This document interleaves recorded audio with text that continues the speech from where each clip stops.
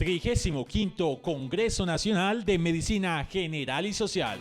Germán Enrique Reyes Forero. Primer Simposio Internacional de Envejecimiento. Organiza Asmedas Antioquia.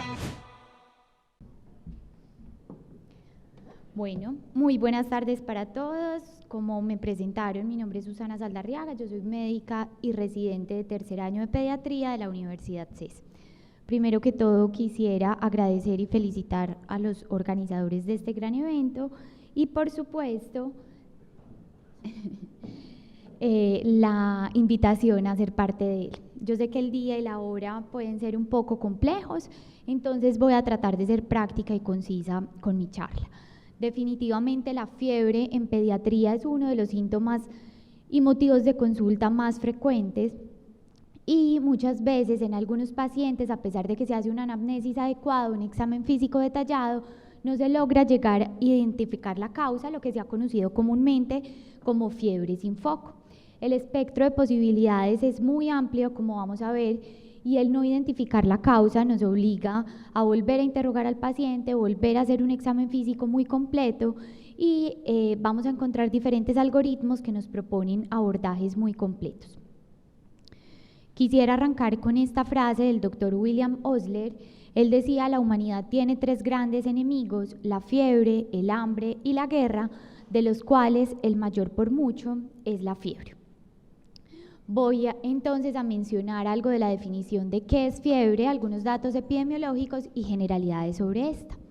Entonces, ¿qué es fiebre y a qué definimos fiebre sin foco? La fiebre es la elevación del valor de referencia de la temperatura corporal en respuesta a algunas citoquinas pirógenas que van a actuar sobre el hipotálamo a través de receptores que estimulan cambios en ese valor. Definitivamente no existe una definición universal. En términos generales podríamos decir que es la elevación de 1 grado centígrado o más por encima de la media de la temperatura corporal, dependiendo del sitio donde tomemos esa temperatura. Entonces encontramos que la temperatura rectal realmente es la más precisa para medir la temperatura corporal central, pero es molesta, está contraindicada en pacientes neutropénicos, está contraindicada en pacientes inmunocomprometidos y en general no vamos a recomendar su uso, especialmente en los pacientes menores de 5 años. La temperatura oral es precisa, pero en promedio puede ser 0.5 grados centígrados más baja que la temperatura rectal y tampoco se recomienda su uso. La temperatura axilar puede ser en promedio de 0.4 a 0.6 grados centígrados más baja que la temperatura central, es la que recomendamos y la que medimos habitualmente y se debe hacer la toma idealmente con un termómetro digital. Entonces, para no enredarnos, en términos generales vamos a decir que fiebre es la temperatura mayor o igual a 38 grados centígrados, independientemente del lugar donde tomemos esa temperatura. Cuando hablamos de fiebre sin foco nos referimos a aquel niño que es inmunocompetente, que está sano, que no tiene enfermedades crónicas y que tiene una temperatura elevada mayor a 38 grados centígrados de menos de 7 días de evolución, en el cual no vamos a encontrar una causa aparente después de que hicimos una anamnesis adecuada y un examen físico completo. Me parece importante hacer el énfasis y diferenciarla de la fiebre de origen desconocido, porque en este caso vamos a tener un niño con una temperatura mayor a 38 grados centígrados, pero van a ser al menos 2 semanas de evolución en el que no encontramos una causa aparente después de que hicimos nuevamente un cuidadoso interrogatorio, un examen físico detallado y ya van a haber estudios iniciales, ya sean intra o extrahospitalarios. Y a su vez, dentro de estas definiciones de fiebre de origen desconocido, vamos a tener la fiebre de origen desconocido neutropénica, que es aquel niño que va a tener menos de 500 polimorfos nucleares neutrófilos, que tiene una temperatura mayor de 38 grados centígrados y que tiene más de 3 días de pruebas negativas. La fiebre de origen desconocido nosocomial es aquel paciente que está hospitalizado, que tiene una temperatura mayor de 38 grados centígrados en varias tomas, el cual no haya tenido fiebre al ingreso de la hospitalización y que de igual forma tenga más de 3 días de pruebas negativas. Y la fiebre de origen desconocido en pacientes con VIH es ese niño que tiene un diagnóstico conocido de VIH, que tiene fiebre, o sea, temperatura mayor de 38 grados centígrados y que lleva más de 3 días hospitalizado y más de 3 días también intrahospitalarias de pruebas negativas. Dentro de este contexto de fiebre sin foco aparente es importante mencionar otras definiciones que encajan aquí y es importante tener en cuenta que es una infección bacteriana seria. Hablamos de esta como esa enfermedad febril en el cual una demora tanto en el diagnóstico como en el tratamiento podría causar la muerte del paciente o podríamos tener desenlaces definitivamente permanentes o fatales. Dentro de estos vamos a incluir meningitis, bacteriemia, neumonía, entre otros.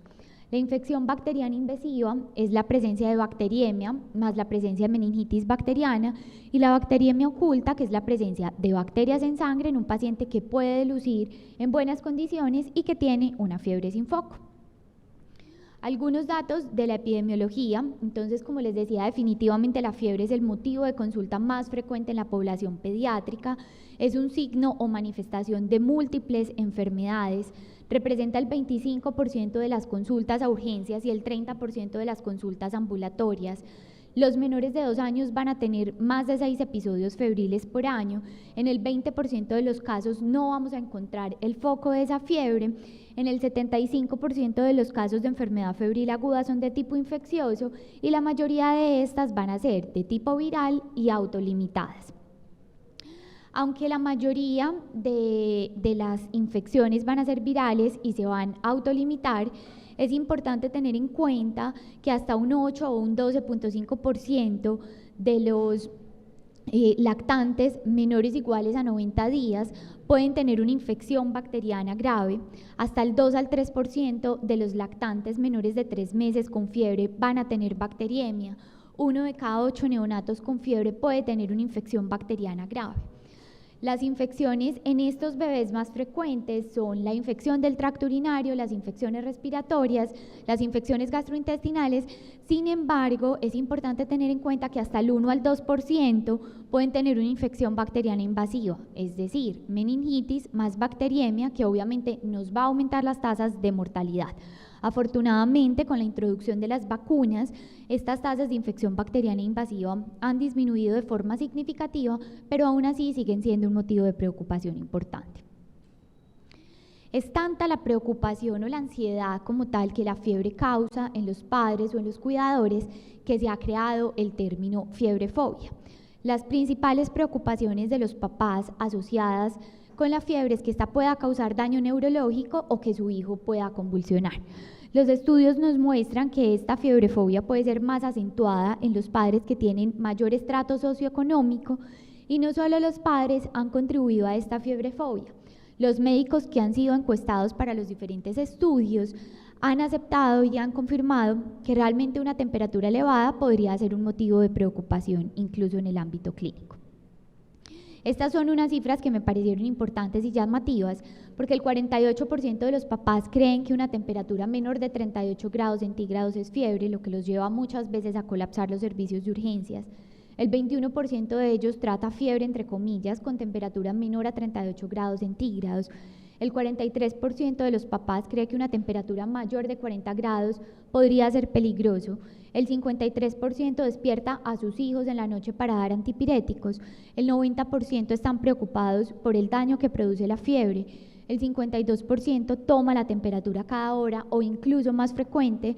El 50% de ellos administra la dosis incorrecta de antipiréticos y 15% de ellos exceden la dosis de antipirético, que incluso podría ser más peligroso.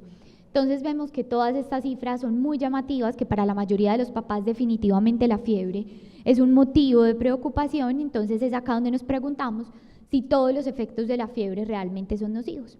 Y claramente la respuesta es un no.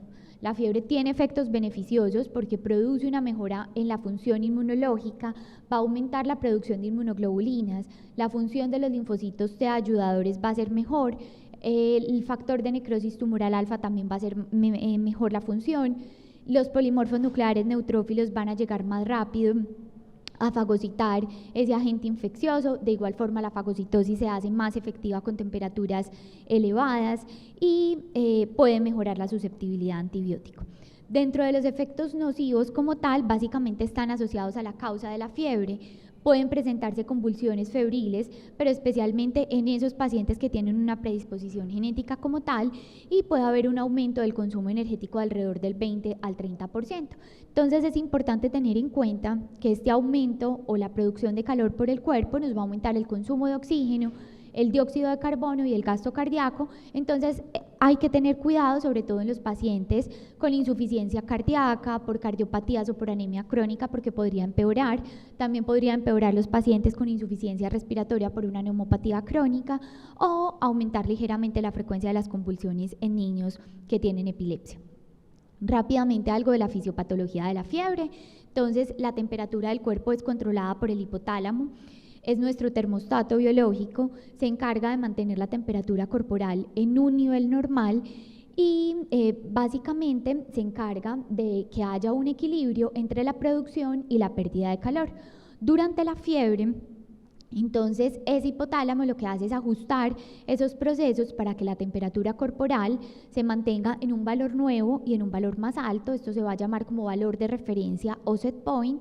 Y esto va a ser posible gracias a la producción de potenciales de acción de las neuronas termorreguladoras. Entonces, básicamente lo que ocurre en la fiebre es que va a haber un desequilibrio entre esa pérdida y esa producción de calor. En el núcleo preóptico, en la parte anterior del hipotálamo, cuando hay un estímulo infeccioso, se liberan entonces citoquinas e interferones, interleuquina 1, interleuquina 6, el factor de necrosis tumoral alfa, la prostaglandina 2 o la COX-2, y esta misma va a actuar sobre el hipotálamo, estimulando la producción de fiebre y a su vez estimulando la producción de otras citoquinas que van a generar como tal un círculo vicioso. Esta COX-2 va a inducir en el hipotálamo el aumento de la temperatura por diferentes mecanismos.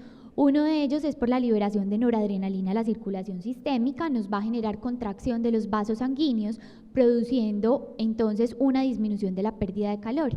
Esta vasoconstricción es más efectiva en los vasos distales y por eso los papás dicen que el niño tiene la cabeza caliente y las manos y los pies fríos.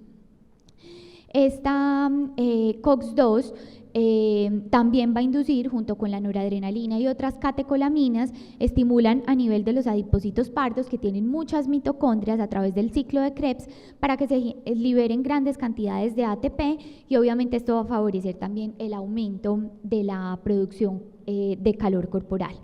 Y otra vía es a través de la acetilcolina a nivel de las fibras musculares, produciendo espasmos musculares o contracciones como los escalofríos que se conocen, y de esta forma también aumenta la producción de calor. Entonces, por un lado vemos que hay una disminución de la pérdida de calor, por otro lado hay un aumento, lo que va a llevar como tal al aumento de la temperatura corporal como tal.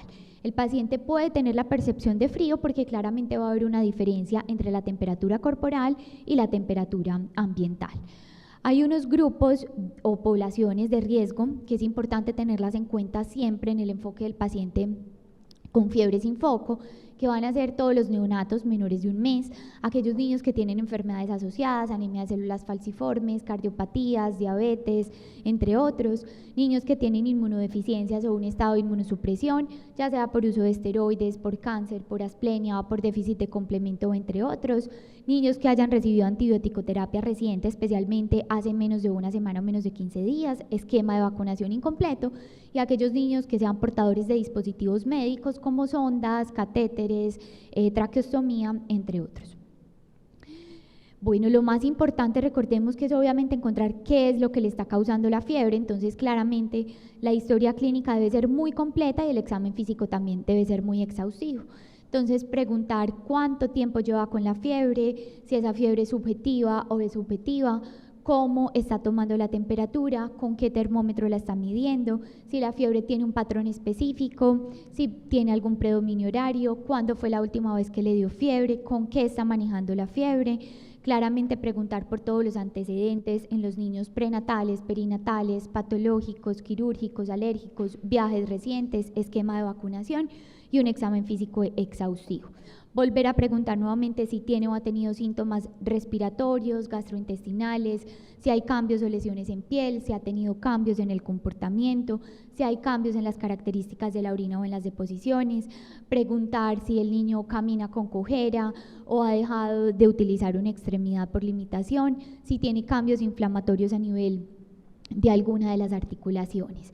Cómo se está alimentando, si está de buen apetito, si la mamá lo ve irritable, si está realizando las actividades que usualmente hace normalmente el niño, cómo está el esquema de vacunación, preguntar sobre todo en los neonatos y en los menores de 3 meses, recordar el tamizaje infeccioso materno, cómo fue el cultivo de estreptococo del grupo B, si recibió o no profilaxis o tratamiento adecuado, si ha tenido exposición a animales, alimentos inusuales, de pronto picaduras de insecto o contacto con personas enfermas, viajes a zonas de zoonosis, dengue, malaria, entre otras. En el examen físico lo más importante es identificar aquellas causas que amenacen la vida del paciente. En pediatría es fundamental el triángulo de aproximación pediátrica, entonces mirar cómo está el aspecto del niño, cómo está su tono, si es activo, si es reactivo, si está irritable, cómo está la mirada, cómo está el lenguaje del niño. La respiración, si tiene signos de dificultad respiratoria, quejido, respiración audible. En la circulación, cómo está el tono de la piel, si es un niño pálido, cianótico, con livideces o con cutis marmórea. Volver a tomar todos los signos vitales, entonces presión arterial, frecuencia cardíaca, frecuencia respiratoria, recordar que en pediatría el peso casi que hace parte de uno de los signos vitales, nuevamente el estado de hidratación, cómo está el gasto urinario. Yo sé que para muchos que no están acostumbrados a manejar pacientes pediátricos, tener en cuenta los valores de referencia por edad puede ser difícil, pero entonces en casi todos los servicios de urgencias donde llegan niños están las tablitas o los pasteles que le pueden facilitar a uno la vida. En el examen físico, como dije de forma exhaustiva, entonces empezar cefalocaudal, la fontanela si está bombada, tratar de hacer un fondo de ojo, si tiene signos de conjuntivitis o hay edema periorbitario. Fundamental realizar una otoscopia porque muchas veces esa es la causa de la fiebre sin foco aparente. Revisar las lesiones en mucosas, si pueden o hay presencia de abscesos dentales, exudado amigdalino. Mirar el tórax, si tiene una expansión simétrica, cómo está el murmullo vesicular, si tiene ruidos respiratorios sobreagregados, un soplo de nuevo que nos puede hablar de la presencia de endocarditis, si hay taquicardia o bradicardia, abdomen, palparlo si hay dolor, si hay masa, si hay megalias, buscar en todas las cadenas ganglionares, cervicales, axilares, inguinales, mirar cómo está la piel, cómo está el aspecto, si tiene algunas lesiones petequiales, si hay hematomas, si hay rash. Todas las extremidades, mirar si tiene sensibilidad ósea, cómo está la marcha, cómo está el edema, si tiene algo de limitación funcional. Algunos signos y síntomas que nos sugieren focos infecciosos en pediatría. Entonces, en meningitis, recordar la irritabilidad, vómito en proyectil, alteración del estado de conciencia, convulsiones. Es un niño que por lo general se ve muy enfermo. Las bacteriemias ocultas representan el 1% de las fiebres sin foco. Los gérmenes más comunes en esta son la E. coli y el estreptococo del grupo B, y el 11% van a focalizar como una infección bacteriana seria. En la neumonía son niños que tienen por lo general tos persistente, van a tener signos de dificultad respiratoria, la saturación de oxígeno está disminuida y usualmente si tomamos paraclínicos los leucocitos van a estar mayores a 20.000. La ITU sospecharla siempre en un niño que tiene fiebre sin foco, que tiene dificultad para la alimentación, que está con vómito, es muy frecuente en los menores de 24 meses. La enfermedad de Kawasaki en todo niño que tenga más de 5 días de fiebre y que tenga alguno de los siguientes hallazgos, o sea, inyección conjuntival bilateral sin exudado, que tenga eritema, lengua en fresa, los labios fisurados, el eritema oral o de la mucosa faríngea, el edema o el eritema en las manos y en los pies, el rash polimorfo y una linfadenopatía cervical única mayor a 1.5 centímetros. Recordemos que la presentación de estos síntomas no todos aparecen al mismo tiempo, sino que pueden ir apareciendo y presentarlos pues como a lo largo de la evolución de la fiebre. Más o menos como a principios de la década de 1980, diferentes grupos de expertos americanos de Rochester, de Filadelfia, de Pittsburgh, de Boston, se aliaron y desarrollaron como una serie de escalas para predecir el riesgo de infección bacteriana y para evitar realizar estudios innecesarios en todos los pacientes. Esas fueron las escalas que anteriormente usábamos, las de Rochester, las de Boston, las de Filadelfia, pero posteriormente estas han sido validadas y no son las más recomendadas. En la actualidad utilizamos las guías NICE, que tiene un sistema o un algoritmo que se conoce como el semáforo, es muy fácil de recordar, y así como el semáforo, entonces cuando nos situamos en la columna roja nos indica deténgase, es un niño que tiene signos generales de peligro con el que debemos tomar exámenes prioritarios y debemos iniciar un tratamiento oportuno. Cuando nos situamos en la escala amarilla, es un niño que tiene un riesgo intermedio, debemos tener precaución, debemos posiblemente tomar también paraclínicos, y cuando nos situamos en la columna verde es un niño que no tiene ningún signo general de peligro y que por lo general no necesitamos muchos estudios de extensión. Entonces, en el riesgo bajo es un niño que tiene una coloración normal, que responde al estímulo, que sonríe, que está despierto, que tiene un llanto fuerte o no está llorando, las mucosas están hidratadas, la piel tiene adecuada turgencia, los ojos están normales y no tiene ninguno de los otros signos. En el riesgo intermedio es un niño que se ve pálido, que no responde al estímulo, que no sonríe, que suele verse hipoactivo o necesitamos estimularlo profundamente para que se despierte. Hay signos de dificultad respiratoria, aleteo nasal, taquipnea, saturación de oxígeno baja o crépitos, puede tener taquicardia, las mucosas secas, tiene pobre alimentación, hay disminución del gasto urinario y un llenado capilar mayor o igual a 2 segundos.